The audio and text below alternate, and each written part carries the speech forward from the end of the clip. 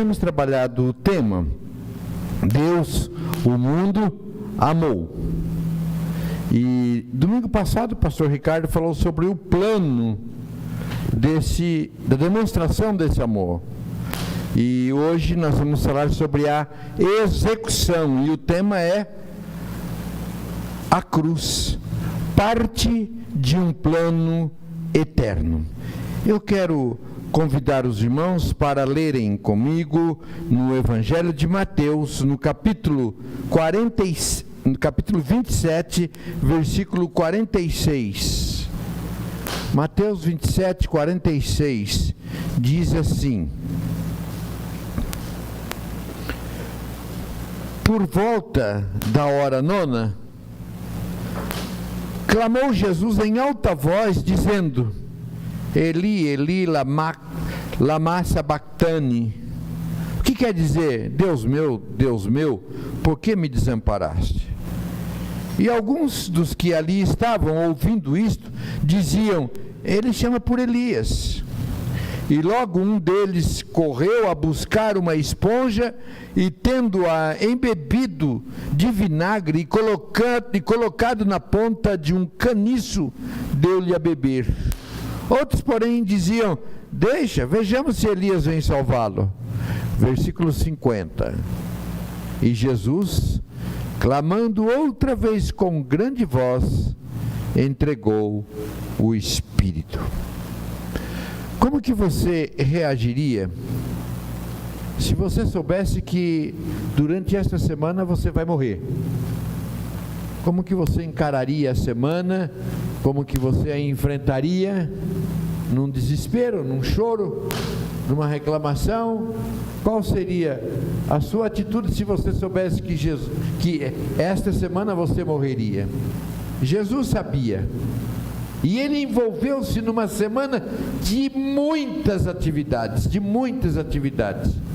a começar no domingo, um domingo como hoje. Ele entrou em Jerusalém, foi recebido com aclamação pelo povo como rei. As pessoas jogavam ramos, folhas, galhos de árvores na rua, outros jogavam a própria roupa para ele passar. E esse domingo ficou conhecido como domingo de Ramos. É o domingo que vivemos hoje, o domingo de Ramos. Segunda, terça e quarta, muita atividade. Não teve tempo nem de pensar na morte, de tanta atividade. Já na segunda-feira, ele expulsou os mercadores do templo. Lembram-se? Estavam vendendo ali no templo, ele chegou, jogou toda a mesa para o chão e expulsou os mercadores. Nesses dias, ele realizou uma série de curas. À noite, ele foi dormir em outra cidade. Quando ele voltou, havia ali uma figueira que não estava produzindo frutos. Ele amaldiçoou a figueira, dando-nos alguns ensinos com isso. Nesse período também as autoridades estavam questionando sobre a autoridade dele. Também ele passou um bom tempo ensinando os seus discípulos, os seus seguidores. Ele falou sobre a sua morte, sobre a segunda vinda, e prometeu também enviar o Consolador, o Espírito Santo.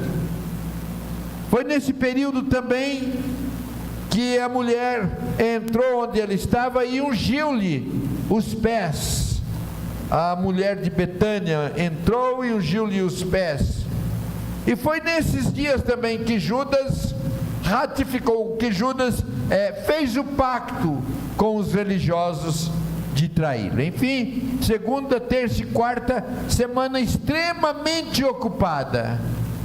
Na quinta-feira, Jesus reuniu-se com os seus discípulos, lavou os pés dos seus discípulos e instituiu a ceia como nós temos hoje, como nós celebramos hoje. E também aproveitou e tirou um tempo a sós com o Pai, um tempo de comunhão com o Pai. Na sexta-feira, a prisão de Jesus aconteceu na madrugada de quinta para sexta. A cidade estava abarrotada de gente que tinha vindo de vários lugares para celebrar a Páscoa. E as autoridades, prendendo-no, não podiam perder tempo. Foi pego, preso e imediatamente julgado, condenado e crucificado. Aí veio o sábado. O sábado era o dia de descanso. Cada família se recolhia para comemorar e rememorar o êxodo. Alguns lamentavam, choravam, não estavam entendendo o que tinha acontecido. E Jesus, no sábado, estava no túmulo. Ele precisava esperar o terceiro dia, como havia prometido. Aí veio o domingo, extraordinário, maravilhoso. Jesus triunfantemente levantou-se da morte, ressuscitou. Esse é apenas um spoiler do culto de domingo que vem. Mas hoje nós vamos nos ater à morte de Jesus. Querido Deus, em nome de Jesus, eu quero te pedir que tu ministre-nos, que tu fale-nos, que tu nos ensines. Assunto que nós sabemos, mas nem sempre damos o devido valor, e mesmo sabendo, precisamos sempre ser lembrados, para que possamos ter isto sempre em mente, do sacrifício de Jesus por nós. Ministra-nos, ensina-nos, fortaleça-nos, em nome de Jesus. Amém. A cruz, ela é a mensagem central da Bíblia. O apóstolo Paulo, ele por algumas vezes, ele declarou qual era a mensagem, a sua mensagem central. Por exemplo, em 1 Coríntios capítulo 1, versículo 23, ele diz assim: nós pregamos a Cristo crucificado. Em 1 Coríntios 2, Paulo também afirma: porque eu decidi nada saber entre vós, senão a Jesus Cristo, e este crucificado. Esta é a mensagem da igreja de Jesus Cristo: anunciar o Cristo crucificado.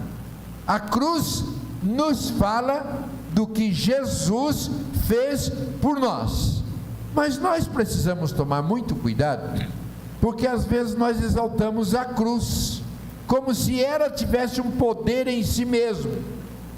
Desenhamos, colocamos na parede, e às vezes a gente vê, por exemplo, em filmes, quando vai se expulsar o diabo ou alguma coisa ruim, então a pessoa pega a cruz, colocando-a na frente, como se a cruz tivesse algum poder em si mesmo. A cruz, pela cruz, ela não tem poder, autoridade por si mesma. Ela é apenas um madeiro ou um pedaço de ferro, seja lá o material que for feito. O que faz sentido é o que Cristo realizou nela.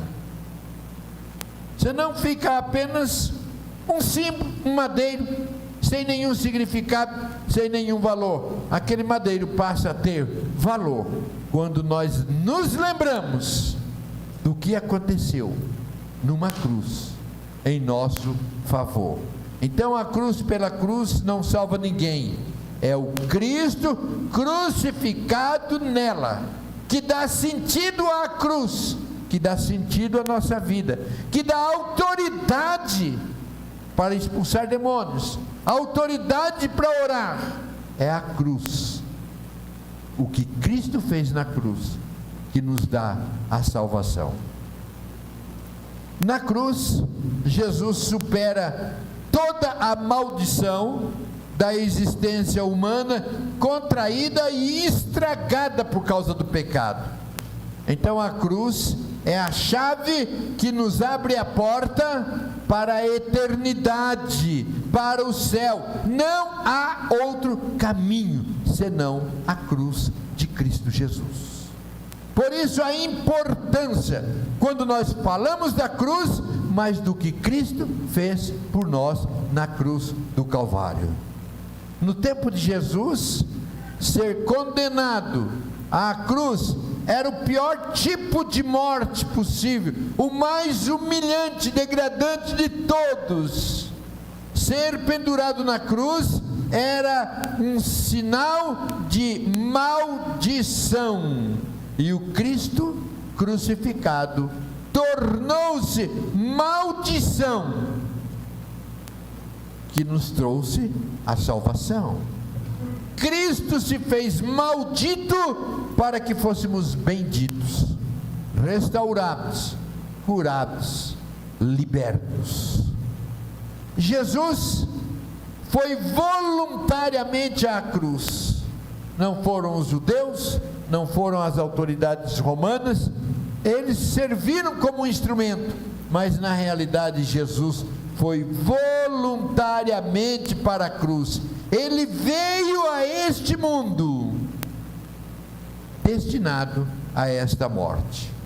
Então a cruz não foi um acidente. Fizemos o homem, agora o homem pecou, o que a gente vai fazer? Qual o jeitinho que a gente vai dar para resolver essa questão? Não foi isso. Ela foi planejada por Deus antes da fundação do mundo. Há alguns anos atrás, alguns bons anos, falando sobre isto, eu preparei uma dramatização que foi feito, o Tiaguinho preparou, orientei, e então entraram aqui debaixo de um lençol branco, não é? E estava ali Deus, então, num buraco, naquele lençol, aparece uma pessoa e diz então que ele iria criar o mundo, iria fazer os homens. E é claro que isso é apenas uma dramatização para explicar. E então perguntou-se: bom, mas o senhor vai criar os homens, e os homens vão pecar. Para que o senhor vai criar os homens se eles vão pecar contra o Senhor? E então, num outro espaço, num buraco, sai uma outra cabeça, e agora Jesus Cristo dizendo: não, tudo bem, eles vão pecar, mas eu virei para salvar esses homens, para morrer no lugar deles, para pagar o pecado deles. Tudo bem, mas e se eles não aceitarem? Aí um terceiro buraco no lençol, e aparece agora o Espírito Santo dizendo: não, aí eu vou entrar em ação, e eu vou convencer os homens dos seus pecados. Então isso é apenas dramatizando que tudo já estava esquematizado. Nada pega Deus de surpresa. Ele já sabia de todas as coisas. Então não foi a partir da crucificação de Jesus que Deus começou a nos amar. Ele nos amou desde o início, desde a eternidade, antes que o mundo existisse, antes que nós viéssemos a este mundo. Deus já nos amava, e nos ama, e nos amará. Por causa dos nossos pecados, nós havíamos sido expulsos do paraíso. Por isso, Deus enviou o seu Filho, pois para que houvesse justiça, o pecado tinha que ser castigado. Então Jesus veio a este mundo para ser castigado por causa dos meus pecados, por causa dos seus pecados. Jesus, ele se ofereceu para levar o castigo no meu e no seu lugar. E agora todos que se arrependem de seus pecados e creem em Jesus como seu Salvador, têm os seus pecados perdoados.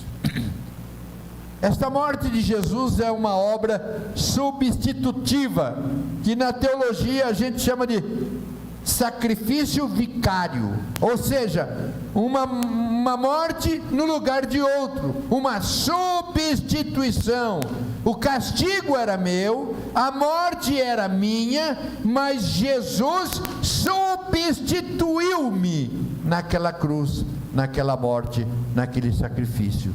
A mim e a você, Jesus, Ele morreu, substituindo a nossa morte. Na cruz, então, Jesus morreu e restaurou para nós a vida. Nós chegamos à salvação, então, por meio da cruz de Cristo. Não há outro caminho. Isaías 59 diz: os vossos pecados fazem separação entre vós e o vosso Deus. Há um abismo entre o ser humano, pecador, e Deus Santo, e esse abismo só pode ser ligado pela cruz de Cristo. Não existe outro caminho, não existe nada para se fazer. Isaías 53, versículo 5, isso fica bem claro. Isaías 53, 5 diz: mas ele foi traspassado pelas nossas transgressões e moído pelas nossas iniquidades. O castigo que nos traz a paz estava sobre ele, e pelas suas pisaduras nós fomos sarados. Versículo 6: todos nós andávamos desgarrados como ovelhas, cada um se desviava pelo caminho, mas o Senhor fez cair sobre ele a iniquidade de nós todos. Ele substituiu, Ele tomou o nosso lugar, Ele sofreu por nós, para que nós tivéssemos vida. Então a cruz de Cristo é o sinal do amor de Jesus por nós. Ela dá sentido, ela dá vida, ela dá esperança, um viver que não acaba com a nossa morte aqui. A nossa morte não é um ponto final, mas a nossa morte nesta vida é uma transferência para a volta para a casa do Pai. A nossa morte não é um ponto final, é o início da vida com o Eterno. Então a cruz de Cristo representa o amor que Cristo tem por mim e por você. Nós fomos salvos pela cruz, e sem a morte de Jesus não haveria perdão dos pecados, não haveria salvação para ninguém. A cruz representa o preço que foi pago para nos salvar. A nossa salvação é para nós de graça. Pela graça sois salvos. Ela é de graça para mim e para você. Mas houve um preço, e um preço alto, da morte do Filho de Deus, de Jesus Cristo, no meu e no seu lugar. Ali pagou-se então o preço da nossa salvação, para que, crendo, nós tenhamos de graça, pela graça, esta salvação. O amor de Deus por nós, Ele tem um propósito. Qual é o propósito? Que ninguém se perca, que ninguém pereça, mas que recebamos a vida eterna. Quando nós lemos João 3,16, que nós sabemos de cor, diz: porque Deus amou o mundo de tal maneira, que deu o seu Filho unigênito, para que todo aquele que nele crê, não pereça, mas tenha a vida eterna. O amor de Deus é ao mundo, mas esse amor só tem efeito, só reflete o significado na vida daqueles que creem, daqueles que recebem, daqueles que aceitam o sacrifício de Jesus Cristo. Ele amou e deu-se, mas tem sentido, encontra sentido, significado para a vida daqueles que o recebem. Louvado seja Deus, queridos, porque estamos aqui nesta noite crendo nisto, que Jesus morreu no meu lugar, no seu lugar. Então essa morte, esse amor de Deus e essa morte faz sentido na minha vida e na sua vida, porque pela graça, porque por obra do Espírito Santo, nós fomos convencidos de que aquela morte foi no nosso lugar. E essa morte, ela é incondicional, ela que nos mantém, ela que nos sustenta. Romanos capítulo 8, versículo 34 diz assim: quem os condenará? É Cristo Jesus quem morreu, ou antes quem ressuscitou, o qual está à direita de Deus e também intercede por nós. Morreu, ressuscitou, está dentro do Pai, e intercede por nós. Quem nos separará? Quem nos separará do amor de Cristo? Será a tribulação, ou a angústia, ou a perseguição, ou a fome, ou a nudez, ou o perigo, ou a espada? Em todas estas coisas, porém, nós somos mais que vencedores por meio daquele que nos amou, porque eu estou bem certo de que nem a morte, nem a vida, nem os anjos, nem principados, nem as coisas do presente, nem do porvir, nem os poderes, nem a altura, nem a profundidade, nem qualquer outra criatura poderá separar-nos do amor de Deus que está em Cristo Jesus, o nosso Senhor. É exatamente isto, Ele morreu por nós e agora Ele garante a nossa salvação. Ontem, na classe de novos membros, conforme o pastor Ricardo mencionou, uma pessoa falou, mas tudo bem, Jesus morreu, eu aceitei a minha salvação, o sacrifício de Cristo, mas aí eu peco, e como que fica a minha situação? Nós explicamos, queridos, que nós não somos salvos porque não pecamos, nós somos salvos porque os nossos pecados já foram pagos. Foram pagos os pecados cometidos no passado, os pecados cometidos no presente, os pecados cometidos no futuro. Pode-se sim sofrer consequência do pecado, mas Ele não nos separa mais do amor por causa da fidelidade dEle, pelo que Ele fez por mim e por você. Porque senão, queridos, fica assim a salvação dependendo. Hoje eu estou legalzinho, então estou bem com Deus, estou salvo. Mas aí dei uma escorregada, eu pequei, perdi a salvação, não vou ser salvo mais porque eu estou em pecado. Ah, mas hoje eu pedi perdão para Deus, Deus me perdoou. Escreve o nome do Noidia aí no livro da vida de novo. Mas ele pecou, apaga. Mas ele pediu perdão, escreve novamente. Fica dependendo de nós. A salvação foi garantida por Deus em Cristo Jesus na cruz do Calvário. É isso que nos garante. Louvado seja Deus, porque no céu não tem nem a tecla delete, não tem apagador, não tem borracha.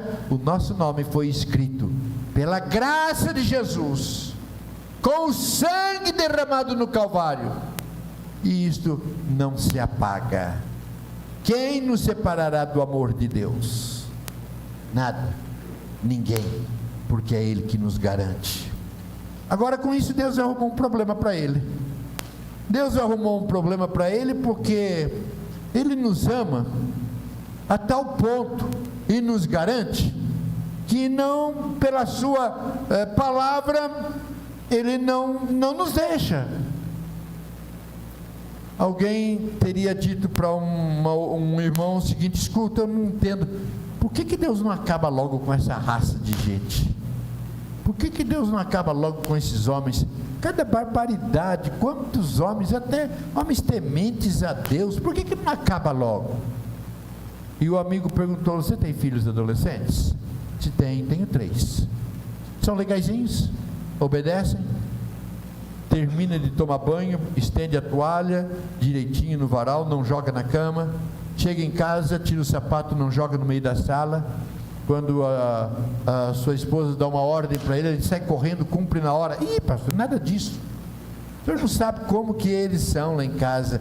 Os três brigam entre si, se desentendem, não obedecem. Então por que você não os mata? Ô pastor, como que eu vou matar meus filhos? Meus filhos, eu os amo.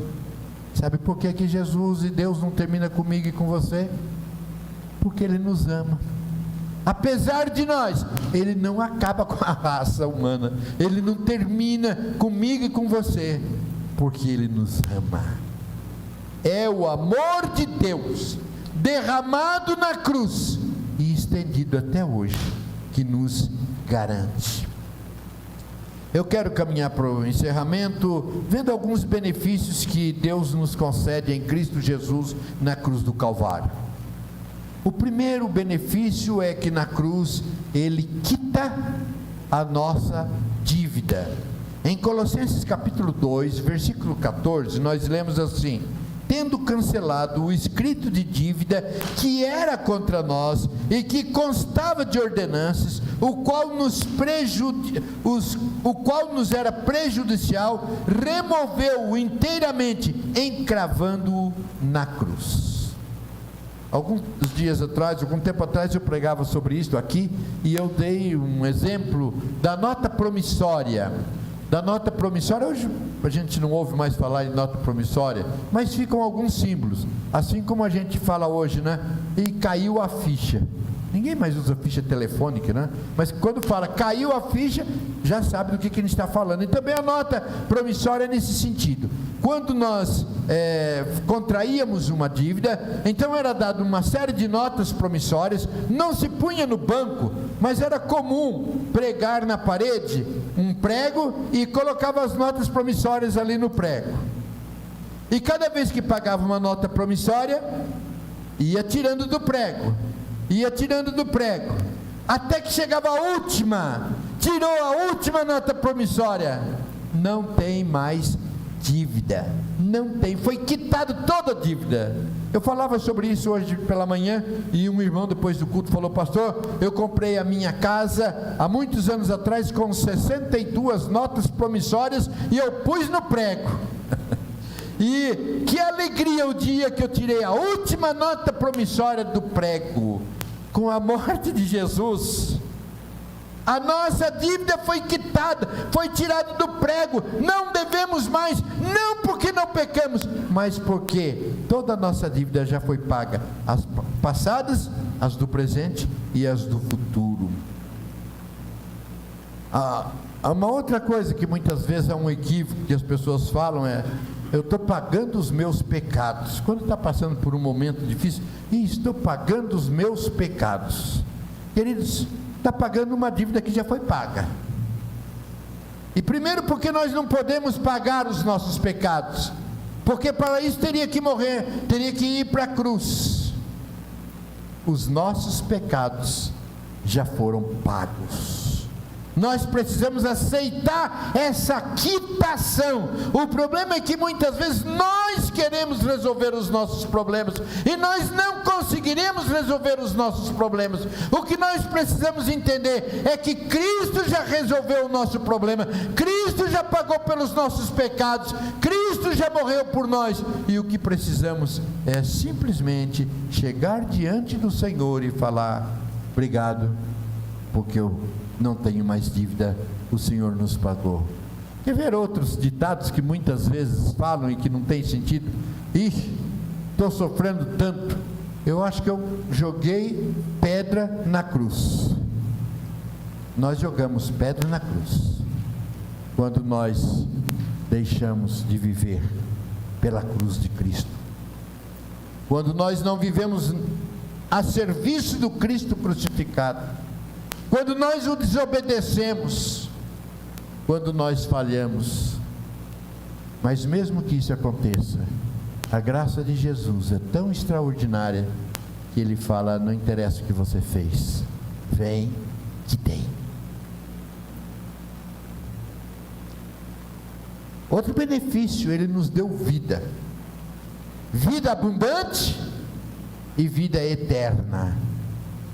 Quando Cristo morreu na cruz por nós, é para que nós tivéssemos uma vida aqui que vale a pena. Uma vida alegre, uma vida gostosa, uma vida satisfeita. Por isso, queridos, nós não podemos mais viver, sabe aquela vida de coitadinho, de pobrezinho, como que eu sofro. As nossas dificuldades, as nossas lutas, o nosso choro, nós colocamos diante do Senhor e vivemos a vida que Ele prometeu e que Ele nos deu, a vida abundante. A nossa vida deve ser vida abundante.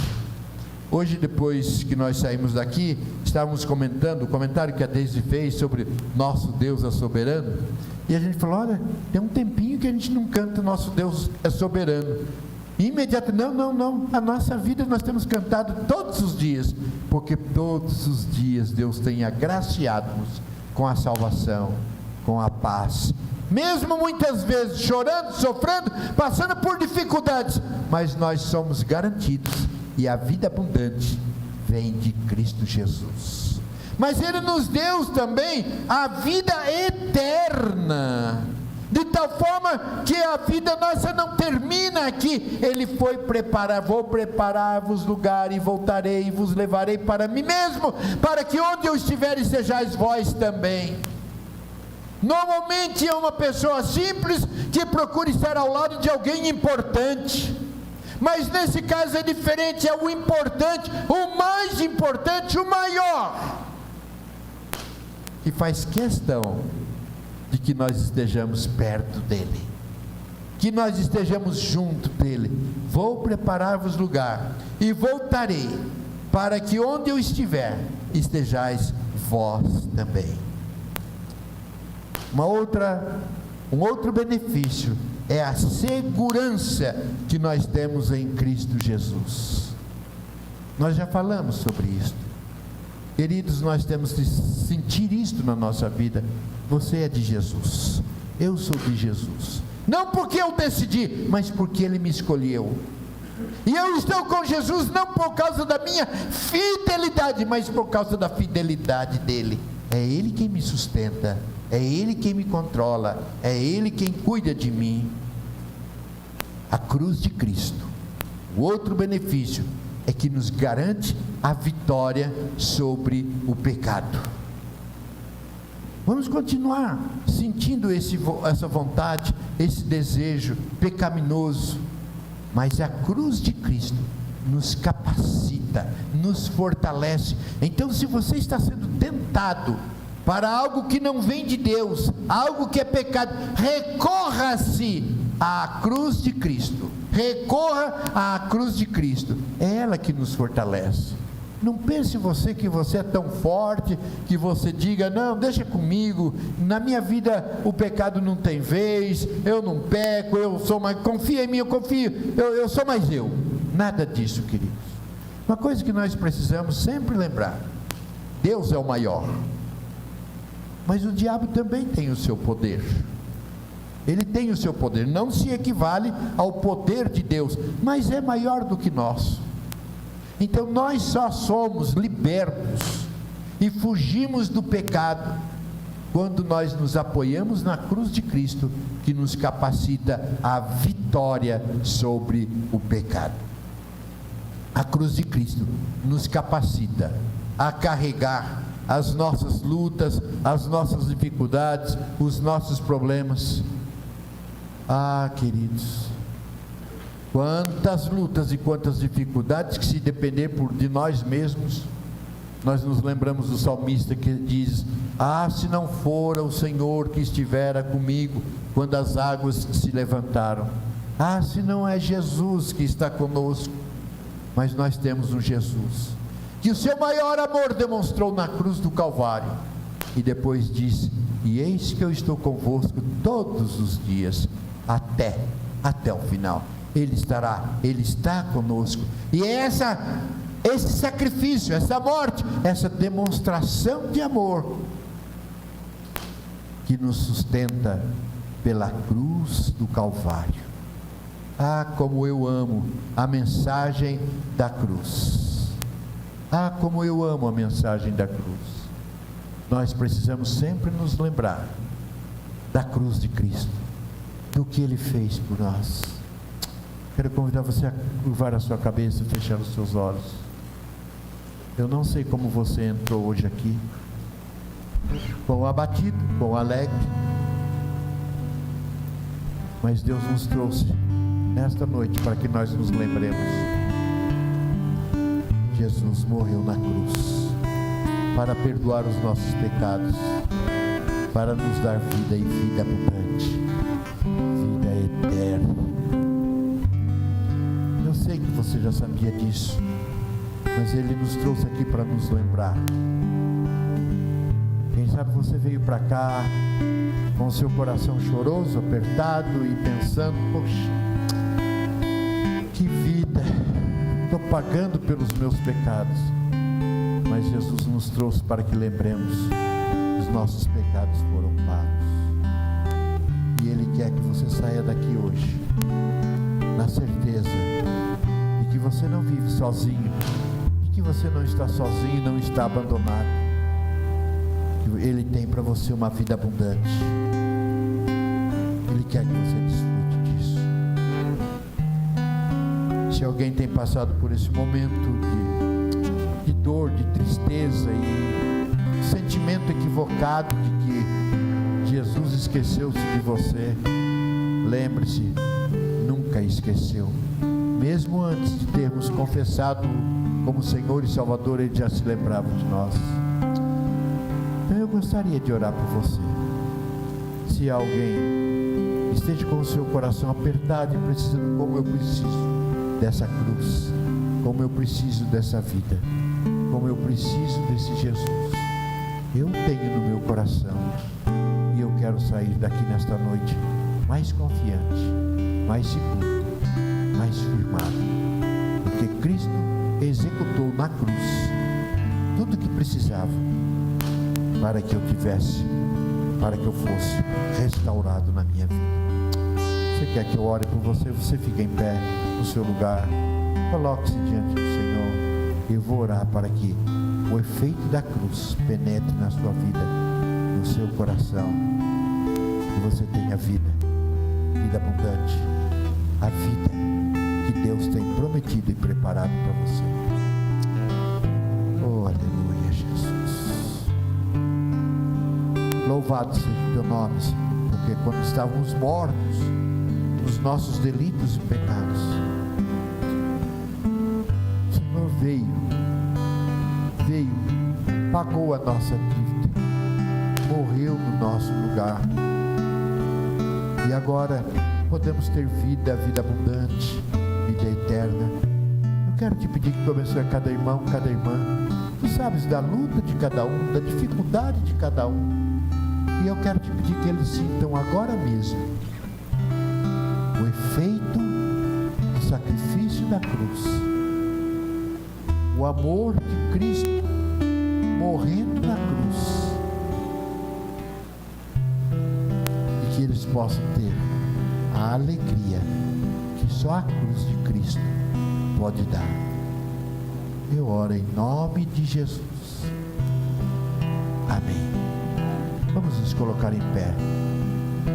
Na sexta-feira nós teremos a chamada Sexta-feira da Paixão.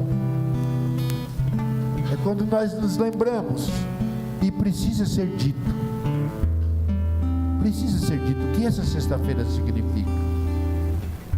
Não é você não comer isto ou não comer aquilo, mas é você comer e beber o que Cristo fez por você.